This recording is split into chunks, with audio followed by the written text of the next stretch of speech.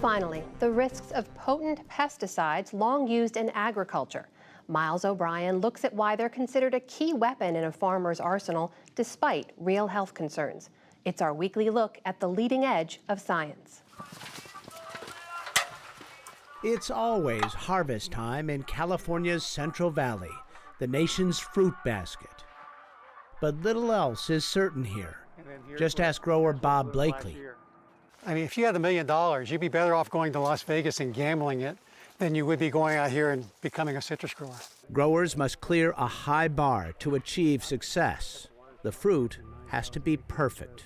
If it doesn't look pretty sitting on the supermarket shelf, they're not going to purchase it. Which puts them at odds with these little guys, cousins of grasshoppers called katydids, which do a lot of damage to crops. To kill katydids, many growers turn to a class of potent insecticides called organophosphates. The most widely used is chlorpyrifos, manufactured by Dow DuPont. Chlorpyrifos works how fast? Pretty much within minutes or hours. Oh, okay. Yeah. Some serious stuff. Yeah. Entomologist Beth Grafton Cardwell is director of the Lynn Cove Research and Extension Center. Here they grow citrus trees, deliberately subject them to an onslaught of pests, and then try to figure out the best way to kill them to save the produce. Sometimes the solution is an organophosphate like chlorpyrifos. Because they're nerve poisons and they're broad spectrum and they're general and they'll kill a whole array of pests. But for the same reason organophosphates are very good at killing katydids, they are harmful to humans, especially children. So our kids continue to be exposed by virtue of living near agricultural spraying. UC Berkeley professor and epidemiologist Brenda Eskenazi is researching the impact organophosphates have on children who live near the fields. She began studying 600 pregnant women in the Salinas Valley nearly 20 years ago. Eskenazi found pregnant women with signs of organophosphates in their urine, gave birth earlier, had children with diminished IQs, and more. Attention problems when the kid was school age, lower IQ in middle school age, poor executive function a little bit later, and now we're beginning to show some signs of poor social cognition, which is kind of related to autism-like symptoms. Claudia Angiulo lives beside the fields in the Central Valley with her 4 children. Her 12-year-old son has ADHD. She is convinced it is caused by exposure to chlorpyrifos when he was in utero. Well, as a mother, knowing about the pesticide that caused this in my child worries me.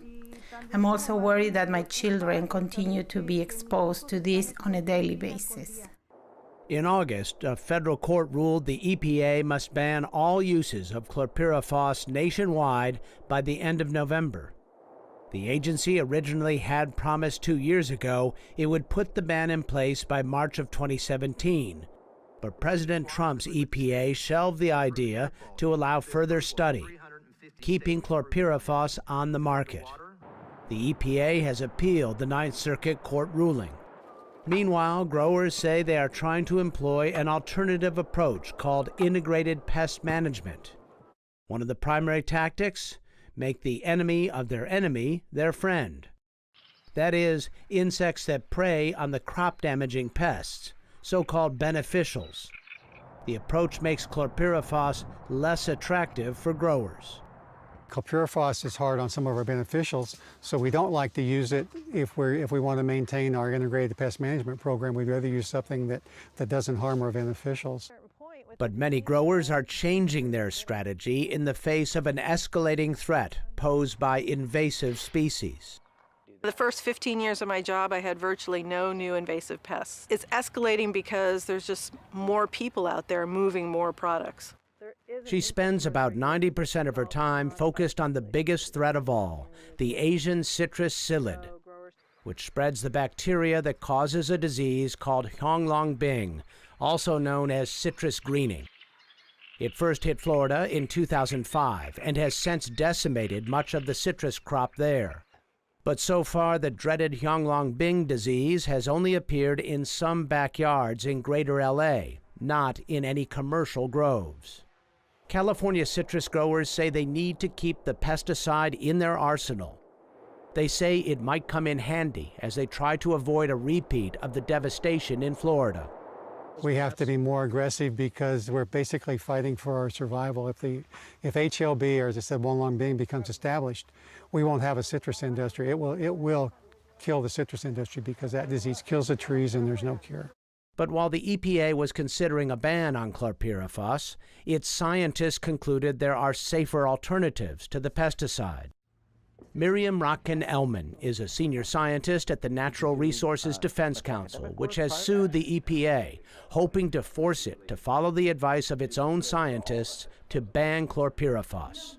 It's important that we take action where the science shows us we need to get chemicals off the market. We also need investment in non-toxic farming. We need farming that doesn't poison the workers. We need farming that doesn't result in toxic residues coming home in everybody's grocery baskets and ending up on the plates of their children. Indeed, chlorpyrifos is detectable on conventionally grown produce sold in grocery stores. Washing fruit helps, but the only guaranteed way to avoid the chemical is to buy organic. So why isn't that the preferred means of production? But in terms of supplying the vast quantity of fruit that we need, it would be very difficult to do it organically. I have nothing against organic. A lot of people prefer that. The product I grow in my own home is usually organic because I don't use a lot of pesticides around my home. No such luck around Claudia Angiulo's home. Nestled near the groves in Central Valley, she doesn't have a choice. We are living in a place where the economy is fueled by agriculture. So if I go farther north or farther south, that will still be the case.